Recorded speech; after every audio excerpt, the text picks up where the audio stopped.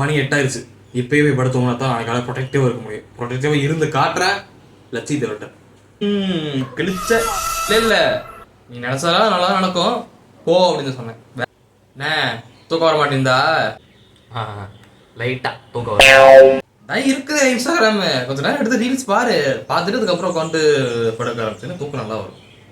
Reels பார்த்தா அப்புறம் எப்படி ப்ரொடெக்டிவாக இருக்க முடியும்? நாளைக்கு காலையில் சீக்கிரமாக வந்துக்க முடியாது. ரீல்ஸ் எல்லாம் பார்க்கக்கூடாது இல்லை.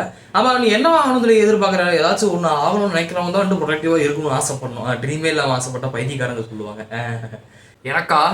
எனக்கு வந்துட்டு பெரிய டாக்டர் ஆகணும். டாக்டர்? உனக்கு டாக்டர் எப்படி ஆகணும்னு சொல்லி தெரியுமா?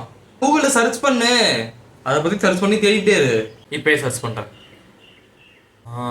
Dude movie total collection.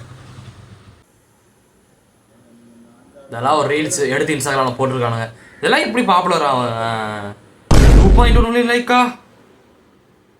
என்னடா அது 1 million ஷேர் வேறு பண்ணி வச்சுருக்கீங்க.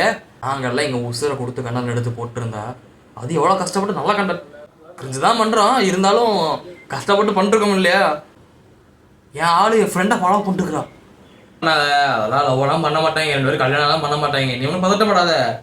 டிப்ரெஷன் ஆகாமல் ஸ்ட்ரெஸ் ஆகாமல் நல்லா தூங்கி இருந்துச்சு காலையில் ப்ரொடக்டிவாக இருக்கலாம். மணி 12 ஆயிடுச்சு. சரி வந்தவளை முடிஞ்சிச்சு. சரி நான் போயிட்டு வரேன்.